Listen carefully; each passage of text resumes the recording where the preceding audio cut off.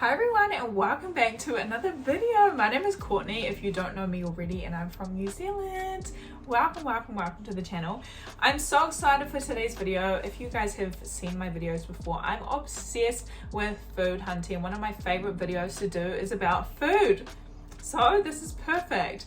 This one is regional Thanksgiving food in the US. I've never celebrated Thanksgiving before. This is gonna be a surprise for me. I'm not sure. Mac and cheese. Oh, turkey, obviously. I don't know. So we're gonna check it out. Let me know what you guys think down below. By the way, the full video is not gonna be featured in this video. So if you wanna see the full original video with all the clips and information without me blabbing on, the link is down below. So let's go ahead and check out the video today. All right. Howdy, it's Kyle talking about regional dishes for U.S. Thanksgiving. At this time of year, millions of Americans gather with family and friends to have a big feast, but the food we eat isn't always the same depending on the part of the country in which you live. I've been fortunate enough to have Thanksgiving dinners like Southern food, Midwest food, Midwestern, East Coast, West Coast, all different. I definitely know that Southern food is a thing, 100%. So I'm very intrigued. This time of year, you'll often see websites or maps showing stuff like this, where it's talking about the #1 side dish or most requested. Oh my gosh, I have got to check this out. I'm going to start off by talking about the Southeast because that's where I've spent the vast majority of my Thanksgivings as an adult. One thing that is very ubiquitous in Southeastern Thanksgivings is macaroni and cheese. You'll see mac and cheese for Thanksgiving in other parts of the U.S., but for the Southeast, it's mandatory. Whether it's been Carolina, Tennessee, or West Virginia, every single Thanksgiving it's had mac and cheese. And if you're from the West, you might be thinking, what, you get a sippy cup with your mac and cheese? And that's kind of how I thought as well before I moved to South Carolina. I mean, being from the West, I thought of mac and cheese as being that stuff that comes in a blue box. But since then, I've learned it can be really good baked into a casserole and is one of my favorite parts of Thanksgiving. Something else very common throughout the Southeast. You know, I never used to like mac and cheese. But now I like it now. I never used to like it as a kid. It's not like a super popular food here in comparison to the US, but even when I did have it, I never really liked it, but I like it now. So that just goes to show that taste buds change. Is anything made with sweet potatoes. With North Carolina being the #1 producer of sweet potatoes in the US, you can expect to find a lot of sweet potato type dishes. I've never had sweet potato pie, nothing like that. Apparently it's good, but although some other people think it's disgusting, so I'm not sure which one it is, but I guess I have to try it for myself in the future. The Southeast, you'll often see it baked into a casserole, often with marshmallows on top. Working all. That's weird to me. Is that weird to you? It's weird to me. Sweet potato pie with marshmallows on the top. You'd never see that here. I don't know how I feel about that, but I'm never gonna knock something till I try it. Also be a nice dessert baked into a pie. And you'll find sweet potatoes on the dinner plate all throughout the US, but it is most common and most prevalent in the Southeast. Another staple for the Southeast is anything with pecans. So whether they're sprinkled on top of a casserole, baked into a I've had a pecan pie before here in New Zealand and it was so good. It was so pie good. Or glazed into pralines, you'll often find pecans at a Southern Thanksgiving. It's also worth noting that it's pronounced pecans when talking about just the nuts, but if you're talking about a pie, it's a pecan pie. No way! What the heck? Did you guys know that? Pecan. I just like copy what he said. I was like, okay, pecan. Pecan pie. It's called a pecan pie made with pecans. Go figure. Also found at most Southern Thanksgivings are greens, which is a general term for collard, mustard, or turnip green. Flavor is often quite strong. But to make it more palatable, most people will cook the greens in either lard or butter and have ham hocks in the pot as well. And that takes away some of the healthy aspects of the greens. Yeah. It does make them much tastier. Makes it taste good. Common in the West. Yeah, I had collard greens when I was with my fiance's family for Christmas. They had collard greens. So it was the first time I've ever had collard greens before. And yeah, they had like bits of, I guess, bacon in it. It tasted really good. I really liked it. Western portions of the Southeast, primarily Louisiana, is something called carrot souffle. And these are carrots baked with egg whites and topped with various sweeteners. When you get to the western end of the South, like Arkansas and Texas, you'll often see turkey cooked into spaghetti. And even in these states, turkey spaghetti is not more popular than this regular old turkey, but these are the places in the U.S. where you might find turkey spaghetti. Another southern regional dessert is called Kentucky Derby pie. And as you might expect, it is most common in Kentucky, but you can't find it in other parts of the Southeast. And this is a chocolate chip cookie pie with nuts, usually walnuts, and it's served warm. Another popular Thanksgiving dessert in the South. Squeeze me, that looks so good. Oh my god, that's my dream right there. Holy bejeebers. This peach dump cake. Personally, I hate peaches. They're one of my least favorite foods out there, but peach desserts are pretty common throughout the South on Thanksgiving, so whether it's... Is that like peach cobbler? Is that the same? When I think of peach cobbler, I think of this. I don't even really know what peach cobbler is, but... Peach pie, peach cobbler, or peach dump cake, you'll find them often in the Southeast. Now let's take a look at the northeastern part of the country. Kind of like macaroni and cheese, cranberry sauce is very common all throughout the U.S. for Thanksgiving, but it is most prevalent in New England. Interesting change, right? I've seen cranberry sauce occasionally in southern Thanksgivings, but it's going to be something much more common, if not mandatory, in New England. That's so interesting, really. Maybe for someone in America, this is like whatever. But it's really freaking interesting for me as a New Zealander. I'm from a tiny ass country, right? There's like changes between regions, but very, very minuscule. We're all essentially the same. We have the same traditions, same way of doing things all throughout the country, right? The same. We don't have like different foods for different regions.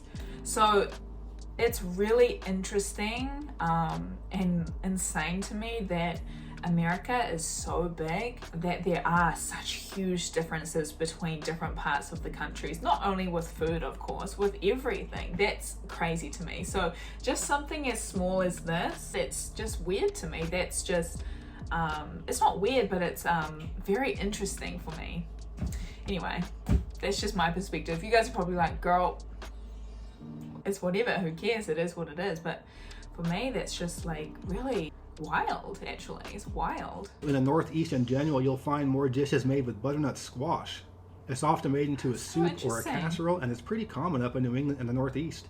And I know it's stuff that's eaten in other parts of the country as well, but I've never had butternut squash for any Thanksgiving, whether it be California or the Southeast. An iconic Thanksgiving dessert for the Northeast is called Indian pudding. And this is cornmeal, milk, and molasses made into a pudding, often topped with cinnamon and served warm. Indian pudding is more common in New England, but in the mid-Atlantic states, you'll often find shoofly pie. This is another really sweet pie made with molasses, and it's most commonly found in Pennsylvania. Another signature dessert for the Northeast is Concord grape pie. I've only ever had Concord grape made into jelly, so I don't know what the pie tastes like, but I'm sure it's pretty good. It's not a very common pie type to find in the West or in the Southeast, but it is much more common in the Northeast. Now let's move over to the Midwest. Whether it be the Great Lakes or the Great Plains, big hearty casserole dishes are much more common there. Are those potato tot thingies? Potato tots? Oh, interesting choice. These are often puffy with puff pastry, or they're fluffy with marshmallow on top. What? Excuse me? Did he just say marshmallows? This is getting crazier and crazier as we go along. What? In the upper Midwest, especially Minnesota and Wisconsin, you'll often find wild rice casseroles, or in Minnesota they're called a hot dish. With that part of the country being the largest producer of wild rice, you will see wild rice casserole much more often up there. Also big for Wisconsin as an appetizer or a side dish is beer cheese dip. I doubt there could... This is blowing my mind. Beer cheese dip, hunty. In North Dakota, you'll often see Scandinavian-inspired dishes for Thanksgiving. One is Lefse, which is a Norwegian flatbread. It's almost like a potato pancake. It's fairly thin, and it's usually topped with cinnamon and sugar. My mother-in-law is of Norwegian descent, and she'll usually make Lefse for Thanksgiving. It's quite good, and something you're not really going to find outside of Minnesota or the Dakotas. However, the dark side of Scandinavian-influenced dishes is Lutefisk. And this is fish that is aged and dried, and then rehydrated and gelatinized. According to some folks... What?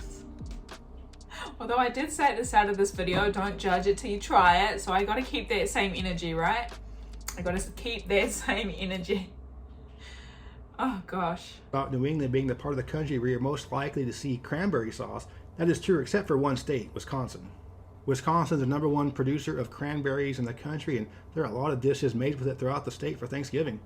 Perhaps my favorite Midwestern dessert is called Gooey butter cake. It's most commonly found in Missouri, but also in Illinois. And it's exactly how it sounds, gooey butter cake, and it's really good. Ooh. That looks simple, but so good. I feel like I've seen this before on another video. You know, sometimes the most simple foods are what works, right? So I think that looks good. It looks very moist. I know a lot of people don't like that word, moist, but it really do be looking moist. In general, throughout the entire Midwest, you're going to find corn incorporated into the dishes more than most other parts of the country. Whether it be straight corn, creamed corn, or corn casserole, expect corn to be on the plate for Thanksgiving in the Midwest. Now let's head on over to the northwestern part of the country. One of my favorite desserts in general, not just for Thanksgiving or from the Northwest, is Huckleberry Pie, which is pretty commonly found in Alaska, Washington, Oregon, Idaho, and Montana. I'm not sure why huckleberries aren't more well known throughout the U.S. because all the other major berries are found throughout the country, even though they don't really grow them throughout the country. Kind of like how you have beer cheese dip in Wisconsin. Well, in the Northwest, you often have smoked salmon dip. Personally, I think that salmon is my least favorite fish, and I probably wouldn't like smoked salmon dip. But that's so interesting.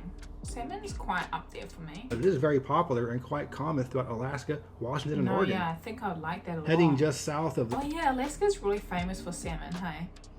There we'll go into Utah. One of the most popular side dishes there is called funeral potatoes. And this is a cheesy hash... What? Funeral? ...brown casserole with a crunchy topping. Often it's cornflakes. This is something that my mom makes in California, but it's much more common to find in Utah and other areas with a large LDS population. How random and heading into the Southwest, you'll see many more dishes influenced by Mexican culture. A common Thanksgiving dish in California and Arizona, and to a lesser extent New Mexico and Texas, are tamales. And this is a meat stuffed into cornmeal, rolled up into a corn husk. And I've never had tamales before, ever. Very labor intensive, which is why you'll often find them for Thanksgiving and Christmas, because it just takes so much effort to do it. It's almost like an assembly line of people putting them together. And even though Thanksgiving tamales are much more common in the Southwest, I guarantee you where you live, you can go to a Mexican restaurant a couple of weeks before and order a dozen or two tamales for Thanksgiving. Oh, that's cool, that's cool. And also in this part of the country, you'll often find tortillas as a side dish. They can be flour or blue corn, but either way they're often served with dinner. And in New Mexico, you'll find red chili sauce and green chilies incorporated into the meal. And people from New Mexico will put green chilies into just about everything, so whether it be the stuffing or a casserole, it's going to be pretty spicy. You can't escape the heat for dinner in New Mexico, even for Thanksgiving. And now I want to talk specifically about variations of stuffing or dressing throughout the country. And depending on the part of the country you live in, it's either called stuffing or dressing. It's usually called dressing in the West and stuffing in the East. Oh shoot, really? Dressing in the West, stuffing in the East. This is the craziest video, you guys. I've learned so much. But the base of the stuffing is what varies regionally throughout the U.S. In the eastern half of the U.S., most stuffing is going to be cornbread stuffing. In the West, much more common is white bread stuffing. And it's essentially the same thing, it's just made with white bread instead of cornbread. Please let me know in the comment section if there are other type desserts or sides that you have where you live that aren't really common in other parts of the country. Or maybe a strange variant of one of the dishes I discussed in this video. I really enjoyed that. I'm gonna leave the original video down below so you can see the full video, because I did cut out some stuff because this is more of a commentary style video, of course. So go check out the original video. Wow, that honestly blew my mind. It honestly did. We don't celebrate Thanksgiving here. It's an American holiday, right? So I've only really learned about Thanksgiving from TV shows or my friends who are American, and they take a photo of their food or whatever, but I wouldn't really pay attention to exactly what was on the plate. And I didn't realize that Thanksgiving foods differed from area to area in America, but it makes sense. Like I said earlier, the United States is so big, so of course there's going to be different ways of doing things across the country, and different foods and different traditions. So so interesting. Let me know what you guys thought down below. What food do you eat for Thanksgiving, and where are you from as well? It'll be really cool to see that. Do you agree with this video too? Let me know. Thank you guys so much for watching. Again, I will leave the original full video down below. And by the way, I do have a Twitch where I go live 4 times a week. I'll link it down below in the description box. It would be really cool to see you over there. It's a really good place for not only you to get to know me better, but I get to know you better. I think on YouTube it's really hard to kind of get to know you. So on Twitch it's perfect. So 4 times a week, 8 p.m. Eastern time. But just be known, I'm taking a break over the New Year's period, so I won't be back on Twitch until January 6th. 8 p.m. USA Eastern time. So hopefully catch you there. Go give me a follow if you want to, and just turn on the notifications if you want to get notified every time I go live. But apart from that, thank you guys so much for watching, and I will see you all in my next video. Bye guys. Mwah.